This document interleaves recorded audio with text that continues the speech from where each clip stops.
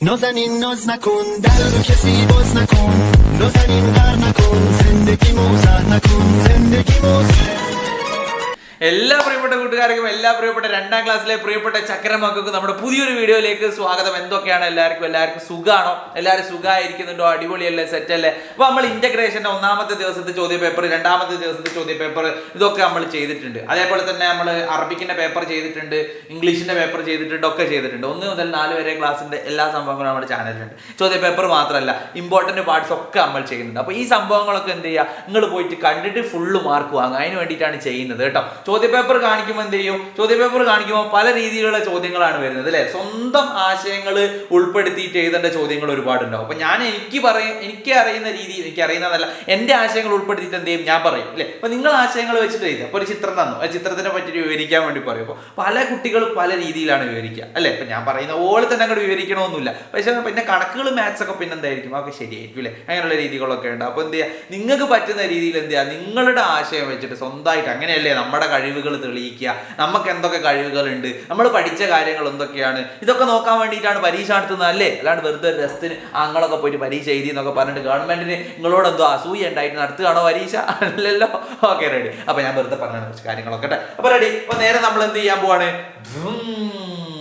ഇത് ചോദ്യ പേപ്പർ നോക്കാൻ പോവാണ്. എത്രാമത്തെ ദിവസത്തെ ചോദ്യ പേപ്പറാണിത് നോക്കല്ലേ നമുക്ക് അല്ലേ. എത്രാം ദിവസത്തെ ചോദ്യ പേപ്പറാണ് നമ്മൾ നോക്കാൻ പോകുന്നത് നിങ്ങൾക്ക് അറിയോ? എന്നാൽ ഞാൻ നോക്കി പറയാം എത്രാം ദിവസത്തെ ചോദ്യ പേപ്പറാണെന്നുള്ളത്. അപ്പോൾ അതിന് മുമ്പ് നമുക്കൊരു കാര്യം പറയാനുള്ളത് എന്താണെന്ന് വെച്ചിട്ടുണ്ടെങ്കിൽ എന്ത് കാര്യം പറയാനുള്ളത്, വീഡിയോ ആദ്യമായിട്ടാണ് നിങ്ങൾ കാണുന്നത്, സബ്സ്ക്രൈബ് ചെയ്യുക. താഴത്തൊരു സബ്സ്ക്രൈബ് ബട്ടൺ ഉണ്ട്, പിന്നെ അതിൻ്റെ അപ്പുറത്തൊരു ഇങ്ങനെയുള്ളൊരു ബട്ടൺ ഉണ്ട്, ലൈക്ക് ബട്ടൺ. അതിന്മേൽ ഞെക്കിയിട്ടുണ്ട്, എന്തൊക്കെയോ അങ്ങനെ മിന്നി പറയുന്നതൊക്കെ കാണാം. ഞെക്കോ കാണാനൊക്കെ ഞെക്കിയൊക്കെ കാണാൻ പറ്റൂ. Okay, ready. അപ്പോൾ ഇന്റഗ്രേഷന്റെ 2-3 ദിവസത്തെ ചോദ്യ പേപ്പറൊക്കെ നമ്മൾ ഓൾറെഡി ചെയ്താണ്, ചാനലിലുണ്ട്, കണ്ടുപോയിക്കോ. 1ാമത്തെ ദിവസത്തെ ചോദ്യ പേപ്പർ എന്ത് ചെയ്യാണ് ഇന്ന് നമ്മൾ നോക്കാൻ പോകും. ഇന്ന് നമ്മളെ പരിപാടി എന്താ, 1ാം ദിവസത്തെ ചോദ്യ പേപ്പർ നോക്കുക എന്നുള്ളതാണ്. നമ്മൾ ഇന്ന് നോക്കുകയും ചെയ്യും. നോക്കുക, അവിടെ വന്നിട്ടുണ്ട്. 1ാമത്തെ ദിവസമാണ്. നിറം നൽകാനൊക്കെ നമുക്ക് ഇഷ്ടമാണ്. ഇവിടെ കാണുന്നത് എന്താ, ഈ കാണുന്നത് ഒരു ഉത്സവമാണ്. ഈ കാണുന്നത് എന്താണ്, ഒരു ഉത്സവമാണ് ഈ കാണുന്നത്. നമുക്ക് എന്ത് ചെയ്യാം, ഈ ഉത്സവത്തിന് നമുക്കൊന്ന് പോയി നോക്കിയാലോ. ഉത്സവത്തിന് പോയി മുത്തുകൂടെ ഒക്കെ ഉള്ള ചങ്ങായിമാരുണ്ട്. ആനച്ചങ്ങായിമാരാണ്. ഇവിടെ ആനന്റെ പുറത്ത് കുറെ ആൾക്കാർ ഇരിക്കുന്നുണ്ട്. നെറ്റിപ്പട്ടുണ്ട് അല്ലെ. മുത്തുക്കുട ഇവിടെ ഉണ്ട്. ഇത് നെറ്റിപ്പട്ടാണ്, മുത്തുക്കുട അല്ല. മുത്തുക്കുട ഇതാ മുകളിലുള്ളത്. ഇവിടെയാണ് മുത്തുക്കുട ഉള്ളത് അല്ലെ. അതേപോലെ തന്നെ അമ്പലമുണ്ട്, ബലൂണുണ്ട്, പി വിളിക്കുന്ന ആൾക്കാരുണ്ട്, ചണ്ടക്കാരുണ്ട്, വളകൾ വിൽക്കുന്നവരുണ്ട്. ഓഹോ, എന്തൊക്കെയാ. ഷാറ്. അത് കഴിഞ്ഞിട്ട് നേരെ നമ്മൾ ചോദ്യത്തിലേക്ക് പോവാണ്. പണം തികയുമോ? എന്താ പണം തികയുന്നത് നമുക്ക് നോക്കി നോക്കാം അല്ലെ. എന്തിനാ പണം തികയോ എന്നുള്ളത് ചോദിക്കുന്നതിനെ പറ്റി നമുക്ക് നോക്കണ്ടേ, നോക്കി നോക്കാം. കിരൺ വാങ്ങിയ ഹെലികോപ്റ്ററിന്റെ വില 90 രൂപയാണ്. എത്രയാണ്? 90 രൂപ. കിരണിന്റെ കയ്യിൽ 6 10 രൂപ നോട്ടുകൾ. 6 10 രൂപ നോട്ട്. 6 × 10, 6 10 രൂപ എന്ന് പറഞ്ഞാൽ 60. 3 5 രൂപ നാണയങ്ങളുമാണുള്ളത്. 3 × 5 15. 3 5 രൂപ നാണയങ്ങളുമാണുള്ളത്. ഹെലികോപ്റ്റർ വാങ്ങാൻ ഇനി എത്ര രൂപ കൂടി വേണം? അപ്പോൾ 60ഉം 15ഉം എത്രയാണ്? 5 7 75. ഹെലികോപ്റ്ററിന്റെ വില എത്രയാ? 90. അപ്പൊ ഈ ഒരു 90ലേക്ക് എത്ര രൂപ കൂടി വേണം? 15 രൂപ കൂടി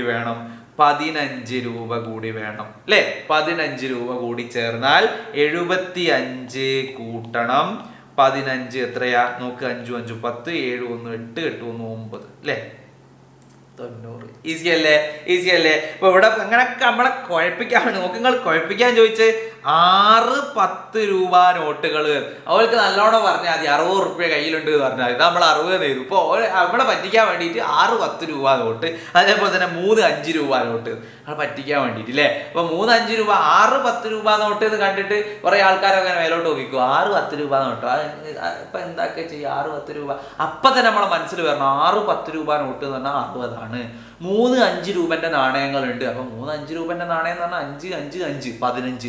അങ്ങനെ നമ്മളെ മനസ്സിലേക്ക് വരണം. അങ്ങനെ അത് രണ്ടും കൂടി കൂട്ടണം. കൂട്ടിയിട്ട് എത്ര ഇനി 90ലേക്ക് വേണം എന്നുള്ളത് നമ്മൾ നോക്കൂ ഇല്ലേ. 90ന്ന് 75 കുറച്ച് നോക്കിയാലും മതി. അങ്ങനെയാണെങ്കിൽ അങ്ങനെയും കിട്ടും ഇല്ലേ. അങ്ങനെ നമുക്ക് 15 കിട്ടും. ഉത്തരം എത്രയാ? ആൻസർ വരുന്നത് 15 ആണ് അല്ലേ. Okay, ready. അത് കഴിഞ്ഞ് നേരെ നമ്മൾ ഓരോരുത്തരുടെയും കയ്യിൽ എന്ന് പറഞ്ഞിട്ട് ഇവിടെ കൊടുത്തിട്ടുണ്ട് അല്ലേ. ഇവിടെ നോക്ക്, നോട്ടുകൾ 20 അല്ലേ.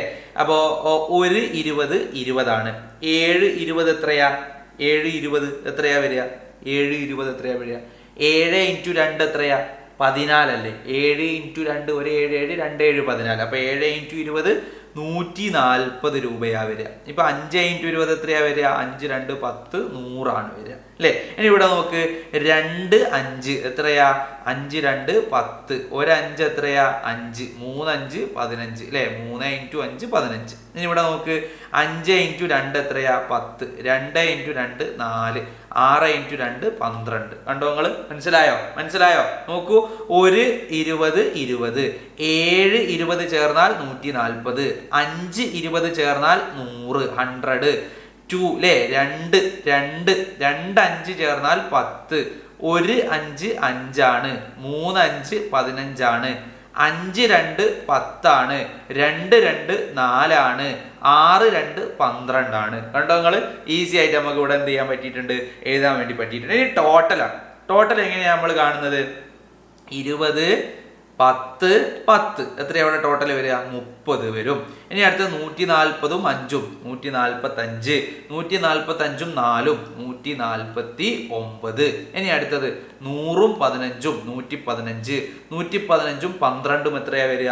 115 12 125 127 വരിക. വേണമെങ്കിൽ ഇവിടെ അങ്ങനെ കൂട്ടി നോക്കാം.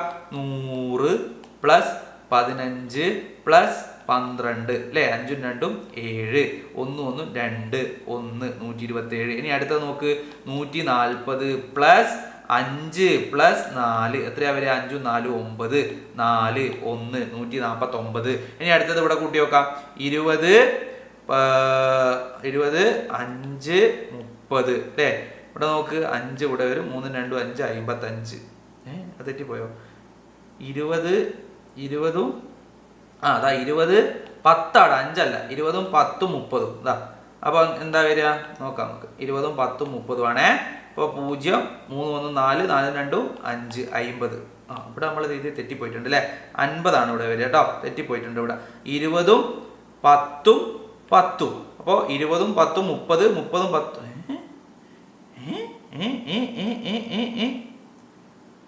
കണക്ക് തെറ്റി. അയ്യോ, അങ്ങനെയല്ല മക്കളെ, ശ്രദ്ധിക്കണേ. കണക്ക് തെറ്റി. അയ്യോ. നോക്ക് 2 5 എത്രയാ? 2 5 10, 5 2 10 അല്ലേ? ഇത് ഈസി ഉള്ളതാ തെറ്റിക്കുന്നത്. 20 10 10 എത്രയാ? 40 കേട്ടോ. 40. ഓക്കെ, 40 ഇവിടെ വരുന്നത് കേട്ടോ. Okay, ready. 40 ഇവിടെ വരുന്നത്. 20 10 10 40 കേട്ടോ. 40 149 127. അങ്ങനെ എന്ത് ചെയ്തിട്ടുണ്ട്? നമ്മൾ എഴുതിയിട്ടുണ്ട് ഇല്ലേ? നോക്കൂ, റെഡി അല്ലേ? റെഡി. അത് കഴിഞ്ഞ് നേരെ നമ്മൾ അടുത്തതിലേക്ക് പോവാണ്. ഉത്സവ ചന്ത. കളിപ്പാട്ടം കൊടുത്തിട്ടുണ്ട്. കളിപ്പാട്ടങ്ങൾ ഇവിടെ കൊടുത്തിട്ടുണ്ട്. വില ഇവിടെ കൊടുത്തിട്ടുണ്ട്. ബസ്സിന് 64 ഉറുപ്പ്യ ഉണ്ട്, ഹെലികോപ്റ്ററിന് 90 ഉറുപ്പ്യാണ്, ഫോണ് 32, വിസിൽ 13, മാല 27, ഒമ്പര 45. കളിപ്പാട്ടങ്ങളുടെ വിലയുടെ അടിസ്ഥാനത്തിൽ ചെറുതിൽ നിന്ന് വലുതിലേക്ക് ക്രമീകരിക്കും. കളിപ്പാട്ടങ്ങളുടെ വിലയുടെ അടിസ്ഥാനത്തിൽ ചെറുതിൽ നിന്ന് വലുതിലേക്ക് എന്ത് ചെയ്യാൻ വേണ്ടിയിട്ടാണ്? ക്രമീകരിക്കാൻ വേണ്ടിയിട്ടാണ്. നമുക്ക് എഴുതി കൊടുക്കാം അല്ലെ? ഇതിൽ ഏറ്റവും ചെറുത് ഏതാ? 13. അപ്പൊ നമുക്ക് എന്ത് ചെയ്യാം? 13 എഴുതി കൊടുക്കാം. അത് കഴിഞ്ഞിട്ട് പിന്നെയുള്ള ചെറുത് ഏതാ? 13 കഴിഞ്ഞിട്ട് പിന്നെയുള്ള ചെറുത് നോക്കടാ മക്കളെ. 13 കഴിഞ്ഞിട്ട് 27 അല്ലേ? അടുത്ത എന്ത് ചെയ്യാം? 27 എഴുതി കൊടുക്കാം. അത് കഴിഞ്ഞിട്ട് 27 കഴിഞ്ഞിട്ട് പിന്നെ എത്രയാ? 32 എഴുതി കൊടുക്കാം. അത് കഴിഞ്ഞിട്ട് പിന്നെ എത്രയാ? 45 എഴുതി കൊടുക്കാം. അത് കഴിഞ്ഞിട്ട് എത്രയാ? 64 എഴുതി കൊടുക്കാം. അത് കഴിഞ്ഞിട്ട് എത്രയാ? അത് കഴിഞ്ഞിട്ട് 90 എന്ത് ചെയ്യാം? 90 ഇവിടെ എഴുതി കൊടുക്കാം അല്ലെ? അങ്ങനെ 13 27 32 45 64 90 കളിപ്പാട്ടങ്ങളുടെ വിലയുടെ അടിസ്ഥാനത്തിൽ ചെറുതെന്ന് വലുതിലേക്ക് ക്രമീകരിക്കാനാണ് നമ്മൾ എന്ത് ചെയ്തു? നമ്മൾ ക്രമീകരിച്ചു, നമ്മൾ എഴുതി അല്ലേ? റെഡി. അത് കഴിഞ്ഞിട്ട് ആവണി കടയിൽ നിന്ന് ഒരു പമ്പരവും ഒരു ഫോണും വാങ്ങി എന്ത് വിലയാകും? അപ്പൊ പമ്പരത്തിന് എത്ര വില നോക്കുക. പമ്പരം എവിടെ പോയി? പമ്പരത്തിന് വില 45. നമുക്ക് ഇവിടെ എഴുതി കൊടുക്കാം. 45 പ്ലസ് എന്താ വാങ്ങിയത്? ഒരു പമ്പരം ഒരു ഫോണും വാങ്ങി. ഫോണിന്റെ വില 32 അല്ലേ? നമുക്ക് ചെയ്തു നോക്കാം. 45 32 എത്രയാണ്? 5 2 7 4 3 5 6 7 77 രൂപ അല്ലെ? റിയാസിന്റെ കയ്യിൽ 40 രൂപയുണ്ട്. എത്ര രൂപയാണുള്ളത്? 40 രൂപയാണ് റിയാസിന്റെ കയ്യിലുള്ളത്. 27 രൂപ കൊടുത്ത് അവൻ ഒരു മാല വാങ്ങി. 27 രൂപ കൊടുത്ത് അവൻ എന്ത് ചെയ്തു? ഒരു മാല വാങ്ങി. വില വിവര പട്ടിക പരിശോധിച്ച് റിയാസിന് ഇനി വാങ്ങാൻ കഴിയുന്ന സാധനം ഏതെന്ന് കണ്ടെത്തു. ക്രിയാരൂപത്തിൽ എഴുതൂ. 40 രൂപയാണുള്ളത്. 27 രൂപ കൊടുത്തിട്ട് അവൻ എന്ത് ചെയ്തു? 40 നമ്മൾ എന്ത് ചെയ്താൽ മതി? 20 കൂട്ടലല്ല, കുറയ്ക്കൽ. 40 നമ്മൾ എന്ത് ചെയ്യുക?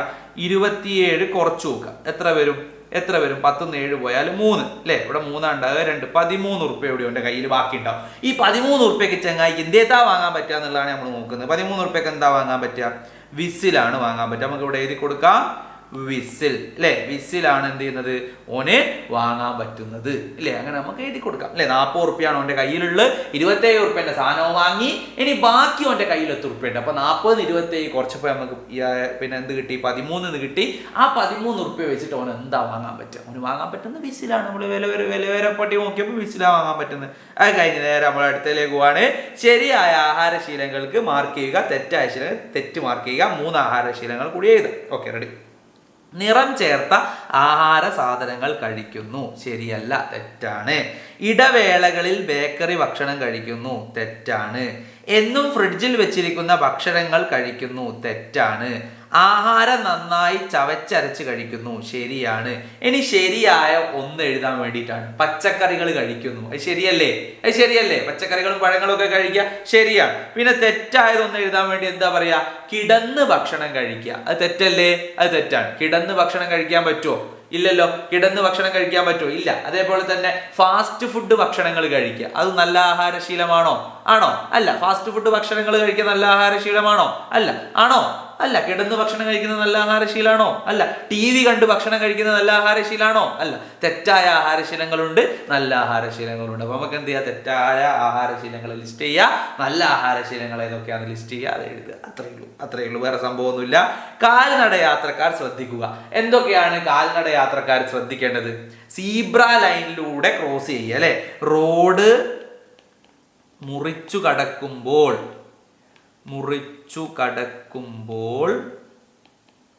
സീബ്ര ലൈൻ ഉപയോഗിക്കുക അല്ലേ? സീബ്ര ലൈൻ എന്ത് ചെയ്യുക? ഉപയോഗിക്കുക. റോഡ് മുറിച്ച് കടക്കുമ്പോൾ എന്ത് ചെയ്യുക? സീബ്ര ലൈൻ നമ്മൾ എന്ത് ചെയ്യണം? ഉപയോഗിക്കണം. അതുപോലെ തന്നെ വഴിയിൽ നിന്ന് നമ്മൾ എന്ത് ചെയ്യാൻ പാടില്ല? വഴിയിൽ നിന്നൊന്നും നമ്മൾ എന്ത് ചെയ്യാൻ പാടില്ല? കളിക്കാൻ പാടില്ല. റോഡരികിൽ നിന്ന് എന്ത് ചെയ്യാൻ പാടില്ല? കളിക്കാൻ പാടുണ്ടോ? റോഡരികിൽ കളിക്കാൻ പാടില്ല. റോഡരികിൽ കൂട്ടം കൂടി നിൽക്കാൻ പാടില്ല. എഴുതി കൊടുക്കാം അല്ലേ? റോഡിൽ കൂട്ടം കൂടി നിൽക്കാൻ പാടില്ല അല്ലേ? റോഡിൽ കൂട്ടം കൂടി നിൽക്കാൻ പാടില്ല. റോഡരികിൽ നിന്ന് കളിക്കാൻ പാടില്ല. റോഡിന്റെ ഓരം ചേർന്ന് അല്ലേ? റോഡിന്റെ സൈഡ് ചേർന്ന് എന്ത് ചെയ്യുക? നമ്മൾ നടക്കുക അല്ലേ? ഇങ്ങനെ. അതേപോലെ തന്നെ സീബ്ര ലൈനിൽ കൂടെ ക്രോസ് ചെയ്യുക. ഇങ്ങനെയുള്ള കാര്യങ്ങളാണ് എന്ത് ചെയ്യുന്നത്? നമ്മൾ ഈ ഒരു കാൽനട യാത്രക്കാർ എന്നുള്ള രീതിയിൽ നമുക്ക് ചെയ്യാനുള്ളത്. നേരെ നമ്മൾ പോകാൻ അടുത്ത ചോദ്യത്തിലേക്ക് പോകാൻ. എൻ്റെ ഡയറി ഒന്നും ഏറ്റവും വലിയ സംഭവമൊന്നുമില്ല. ഡയറി എഴുതുമ്പോൾ ശ്രദ്ധിക്കേണ്ട കാര്യം എന്ന് പറയുന്നത് ഇത് അവിടെ കൊടുത്തിട്ടുണ്ട്. ഒരു ഭാഗത്ത് എന്ത് ചെയ്യുക? ഡേ എഴുതുക, ഡേറ്റ് എഴുതുക, ഇവിടെ മന്ത് ഏതാന്നുള്ളത് എഴുതി കൊടുക്കുക, ഇവിടെ ഇയർ എന്താന്നുള്ളത് എഴുതുക അല്ലെ? മന്ത് ഏതാ? ഈ ഒരു മന്ത് ഏതാ? മാർച്ച് ആണ്. അടുത്തത് എന്താ? ഇയർ 2024 ആണ്.